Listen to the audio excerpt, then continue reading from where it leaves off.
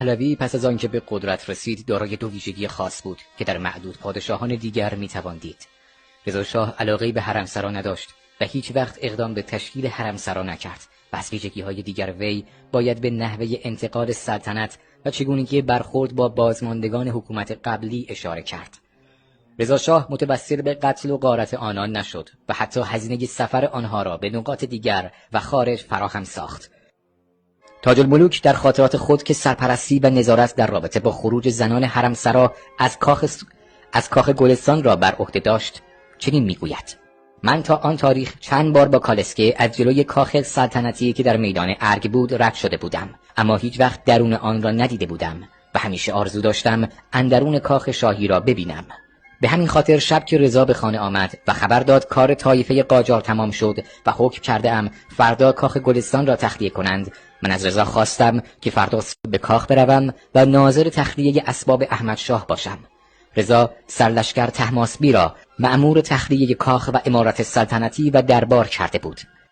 رضا از پیشنهاد من استقبال کرد و گفت از اتفاق فکر خوبی است، چون زنهای احمد و زنهای محمد حسین میرزای ولیعهد در اندرونی هستند و خوبیت ندارد سربازهای عزب و اغلا وارد اندرونی شوند. شما عده‌ای از زنهای محترمه را بردارید و امور مربوطه به زنها را سرپرستی کنید.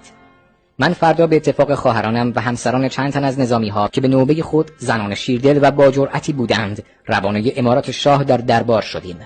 محمد حسن میرزا همسر عقدی خود دختر شاه السلطنه را طلاق گفته و حالیه زن عقدی نداشت، اما وقتی به اندرون رفتیم ملاحظه کردیم بالغ بر 18 زن صیغه محمد حسن میرزا هستند که بزرگترین آنها 14 سال داشت و از اهالی امامه در شمال تهران بود. عده‌ای از زنهای سلطان احمد شاه هم در آن محل حضور داشتند. من به زنها گفتم هرچه وسایل مربوط به خودشان دارند میتوانند بردارند و با خود ببرند و واقعا نظارت کردم که به هیچ کدام از این زنهای بدبخت ظلم نشود. زنهای احمد شاه و محمد حسن میرزا که عموماً صیغه‌ای بودند سراسیمه از این اتاق به آن اتاق میرفتند و در صندوقها را میگشودند و هرچه میتوانستند برمیداشتند. این کاخ باشکوه که میگفتند یادگار کریم خان زند بوده و بعدها آقا محمد خان و فتحعلی شاه آن را وسعت دادند تا به امروز چنین صحنه‌ای ندیده بود. بعضی زنها به من مراجعه میکردند و با گریه اظهار میداشتند برای مراجعت به مسقط الرأس خود پول کرایه ندارند. سرلشکر طهماسبی را موظف کردم به همه آنها خرج راه بدهد. بعضی زنها ترک و از اهالی نقاط مختلف آذربایجان بودند. عده‌ای مال دهات اطراف تهران بودند. خواجه‌ها و خدمتگزاران حرم مثل ابر بهاری در آن سرمای زمستان گریه می‌کردند. هیچ کس باورش نمی‌شد کار سلسله قاجار تمام شده و بساط عیش و عشرت آنها منقص گردیده است. این کاخ گلستان کاخ زمستانی احمد شاه بود و در تابستان شاه قاجار به کاخ شاه قرانیه و برادرش محمد حسن میرزا به کاخ اقدسیه می‌رفت.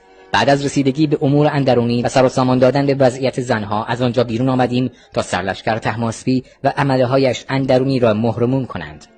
از آنجا رفتیم به تالار آینه و اتاق محمد شاهی که در جوار اتاق بریلیان بود.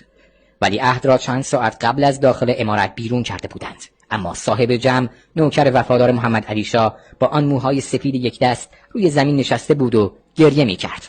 صاحب جمع از زمان خلع محمد علی شاه، احمد شاه و محمد حسن میرزا را ترک نگفته و نسبت به آنها وفادار بود. آقای سهام الدوله پسر علاءالدوله هم گوشه دیگر سالن گریه می‌کرد.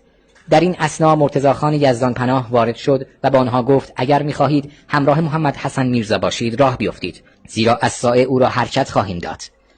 من آمدم بیرون و از پشت پرده چشم دوختم. دیدم محمد حسن میرزا ولیعهد سابق، دکتر اعلم الملک و بوذر جمهری در داخل محوطه ایستاده اند و صحبت می کردند.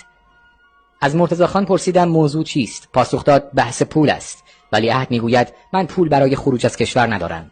گفتم برو موضع را به رضا اطلاع بده و بگو تاج الملوک می گوید تا آنجا که می توانی به این بدبخت کمک کن. مرتضی خان رفت و پس از مدتی برگشت و گفت اعلیحضرت رضا خان پهلوی 5000 تومان انعام محرمت فرمودند تا محمد حسن میرزا بتواند با آن خود را به عراق عرب و بعد هم به اروپا رسانده و به احمد شاه ملحق شود.